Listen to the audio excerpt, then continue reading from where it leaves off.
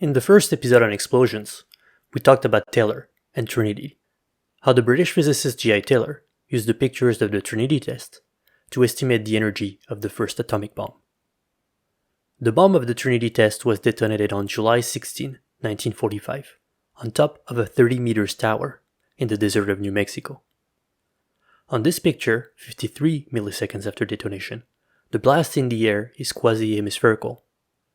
Taylor tracked the radius of this blast on the pictures of the test. Pictures were taken from different angles. These were taken 10,000 yards north of ground zero, as indicated in the lower right corner. Earlier times were captured by cameras placed in unmanned bunkers, 800 yards north and west, hence the slight difference in the shape of the blast when switching perspective. The earliest picture was recorded just 100 microseconds after detonation, that is 0.1 millisecond, as noted in the lower left corner. At this early stage, the blast hasn't even touched the ground yet. Taylor recorded the average radius of the blast to construct a plot of its evolution over time. Given the range of the explosion, from a few meters wide at 0.1 milliseconds to hundreds of meters around 100 milliseconds, the data are best represented on a logarithmic scale. Taylor obtained most of the pictures we've just seen in Julian Mac's 1947 public report, from which this slide comes from. Mac was the head of the optical team at the Trinity test, in charge of recording the explosion. The public report he published in 1947 only covered a small portion of the analysis he carried out with his team, which is listed here. The full report, published in 1946, was only declassified in 1981, and it is available on the website of the Atomic Heritage Foundation. It studies the space-time relationships of the explosion, precisely what we're interested in. The data from this report, the circles here, complete the subset reproduced by Taylor, the squares. Most of the data follow a straight line in logarithmic scale, and we've seen in the first episode that a straight line in log scale is the power law, d is equal to k times t to the power alpha. The exponent alpha gives the slope of the line, and it is easier to see the value of the slope alpha by using an aspect ratio of 1 for the plot. With this ratio, the length of one decade along the time direction is equal to the length of one decade in the space direction, and the slope of the line is 2/5. That is, it climbs by 2 units when increasing by 5 units in time.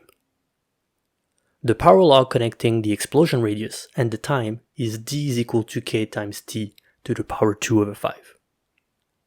The radius is not proportional to time, nor its square or square root, but to the time to the power 2/5, a rather strange exponent. We've seen in the first episode that Taylor rationalized these curious kinematics by connecting the kinematic prefactor k of the power law to the mechanical ratio between the energy E of the bomb and the density ρ of the ambient air.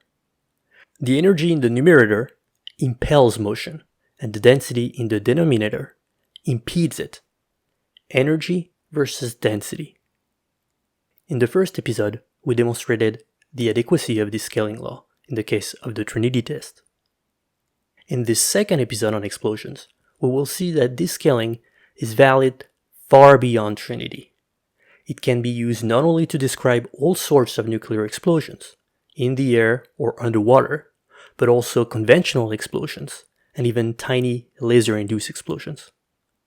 First, we will present a number of explosions exhibiting the 2/5 power law, and we will then check the full extent of Taylor's mechanical insight. The Manhattan Project and the Trinity tests were highly classified, and for obvious reasons. It took almost 40 years for Mac's report to be fully declassified. And it's not like it contained the recipe of an atomic bomb. Mac's 1946 report, like Taylor's 1950 paper, dealt with the space-time relationships of the explosion, in particular with the power law between the radius and the time.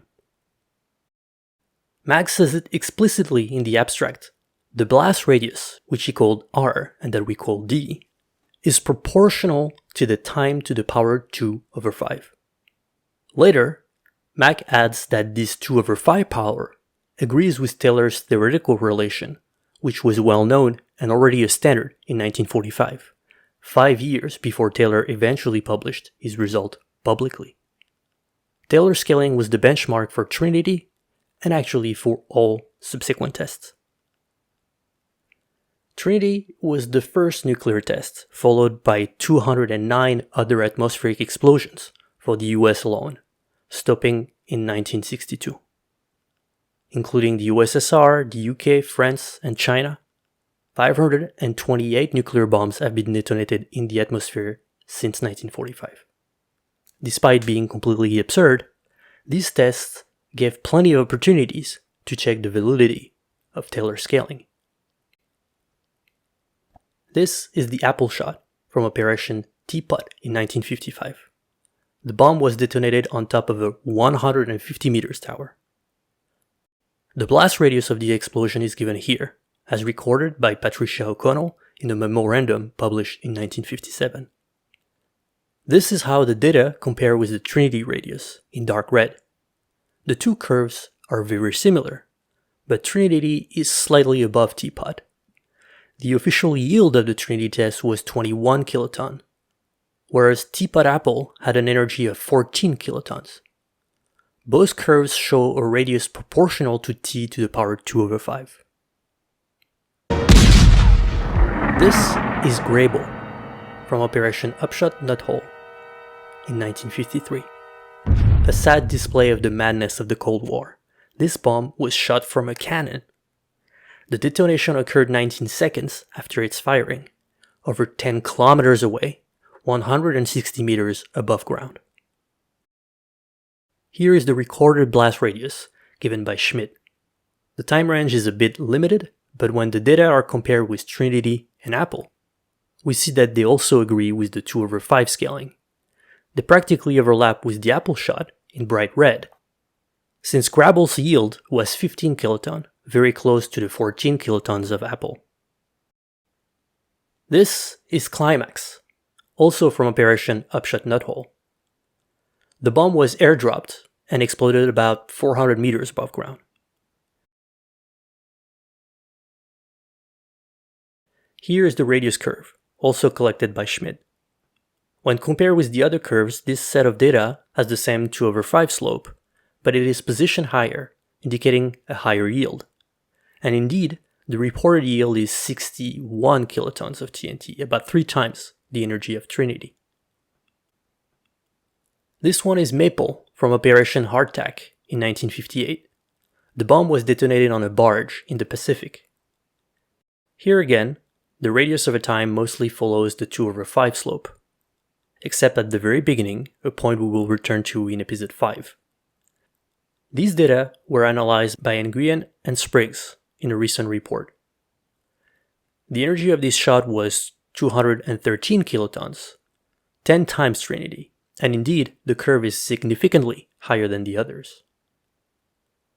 After 10 milliseconds, the Maple blast is around 160 meters in radius, whereas it was less than 100 for Trinity. Some bombs were even bigger than Maple. This is Housatonic from Operation Dominic in 1962. It was the last airdrop bomb tested by the United States. This H-bomb detonated 3,700 meters above the Pacific, so the explosion is not altered by any reflection with the ground. On this radius curve, put together with the help of Greg Spriggs, we can quantify the magnitude of this explosion. Less than a second after detonation, the blast radius is already over a kilometer. The official yield of this test was clearly larger than the others we talked about. 8,300 kilotons, that is 8.3 megatons of TNT. The Housatonic data are higher, but they remain parallel to the others. They all abide to the 2/5 power law.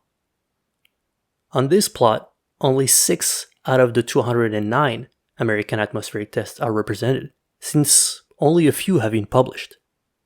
However, an ongoing project at the Lawrence Livermore National Laboratory will soon provide an in-depth analysis of most recorded tests.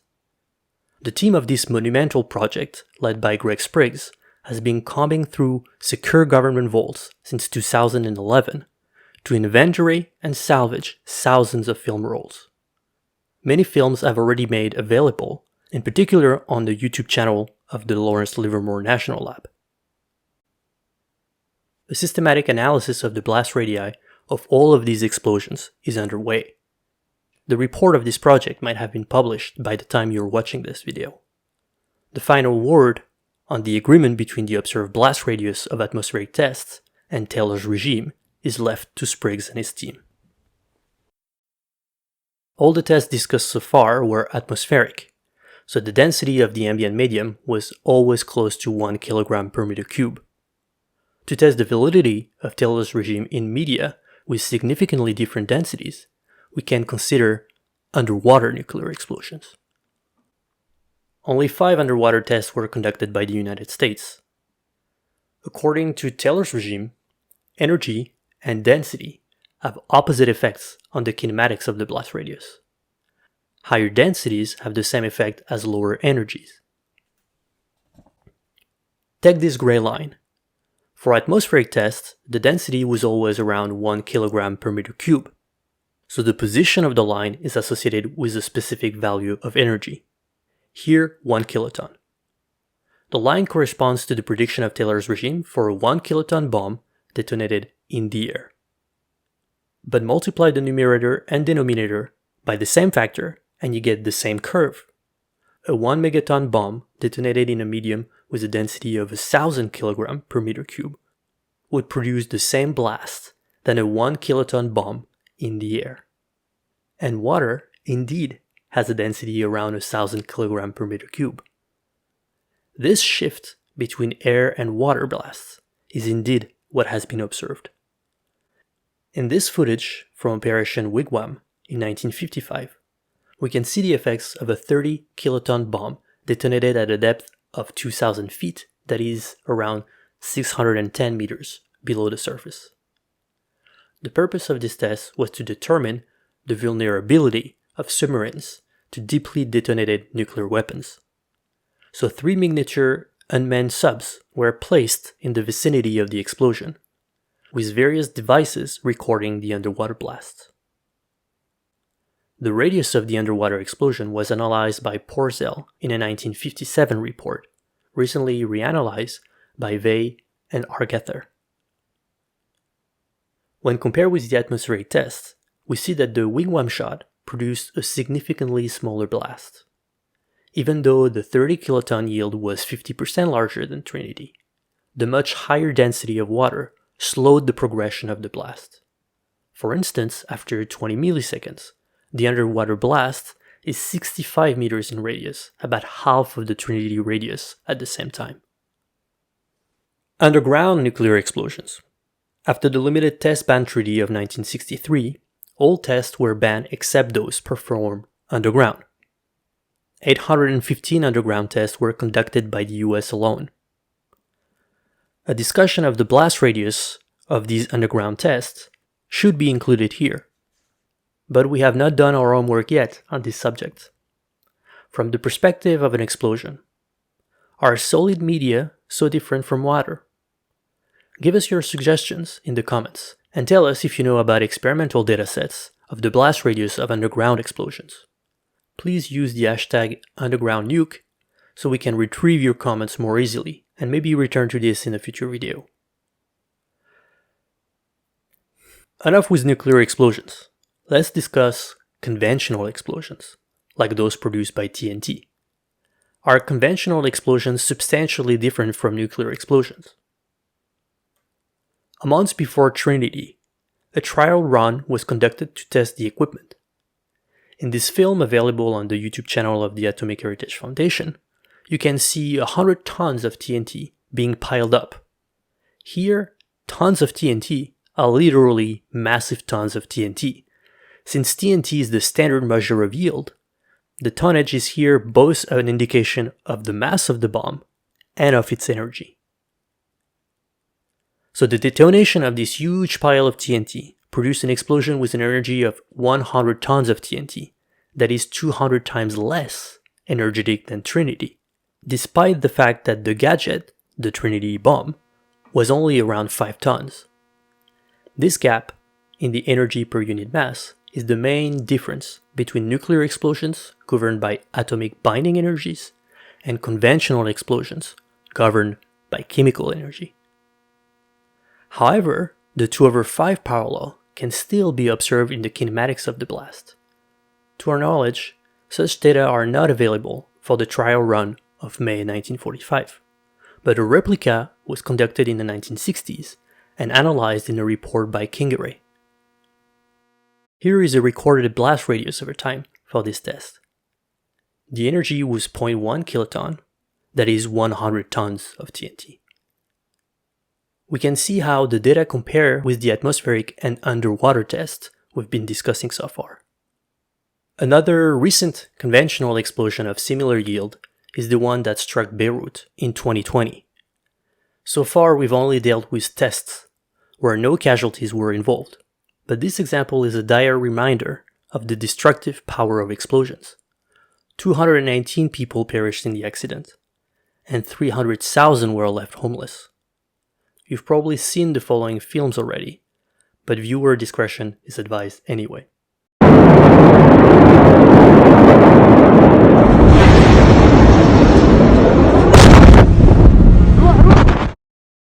Since the explosion, a number of papers have been published analyzing the kinematics of the blast radius in order to estimate the yield of the explosion. For instance, here are the data collected by Awad and coworkers, and how they compare with the other explosions. Using the density of air, the prediction of Taylor's regime placed this explosion between 100 ton and 1 kiloton of TNT equivalent. Not all explosions are so destructive. The yield can be reduced by considering smaller masses of explosives. Since we'll now turn to these smaller explosions, we'll have to adjust our plot to accommodate new datasets. For explosions in the air, with a density around 1 kilogram per meter cube, here is a line following Taylor's regime for an energy of 1 kilogram of TNT, and here is 1 gram of TNT. This picture is from a study by Hargather and coworkers. What you see here are two masses of 1 gram of chemical explosives, TATP on the left and PETN on the right. They produce similar explosions. Here are snapshots of the explosion. And the blast radius is shown here with the triangles. Note that 1 gram of TNT is still a considerable energy, equals to around 4,000 joules. Here are snapshots of a smaller explosion of 10 milligram of silver azide. The blast radius is shown with brown diamonds. The energy output of silver azide is similar to that of TNT. Smaller yet are laser-induced explosions, explosion produced by laser pulses. Here again we need to adapt our size and time range to display the new results.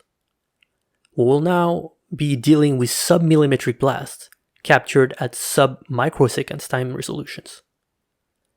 This is the case in this series of snapshots of a blast created by laser ablation. The blast radius is given here in yellow. It corresponds to an energy around 0.5 millijoule. This is equivalent to around 0.1 microgram of TNT. Such a small mass is extracted directly from the target by the laser pulse.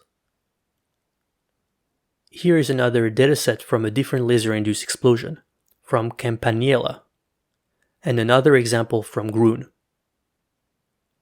We now have datasets from 15 different explosions over a wide range of scales. We have seen that these explosions broadly abide to the 2/5 power law, but it is now time to check if they follow Taylor's regime quantitatively. That not only the exponent is correct, but also the value of the kinematic prefactor.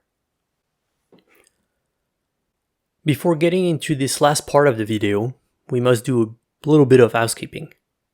We've been using symbols quite randomly so far, and it's time to put a little bit of order in this plot. Highlighted here are the atmospheric tests. Let's use squares for all of them. Let's use disks for conventional explosions, diamonds for underwater explosions. Well, the only diamonds here are those from the Wigwam nuclear test, but conventional underwater explosions behave similarly. Let's throw in this example from Xiang, corresponding to a 1 kilogram charge. Finally, let's use triangles for laser-induced explosions. Although all these explosions are very different lengths and timescales, they exhibit a time range following the same power law, where the explosion radius is proportional to time to the power 2/5. So each dataset can be fitted to get the value of the prefactor k. Taylor's regime proposes that the kinematic prefactor k can be understood as a ratio between the energy E of the explosion and the density ρ of the ambient medium. And we can check this scaling by plotting the value of k for each explosion against its energy E. Not all points are aligned, but this is because different densities are involved.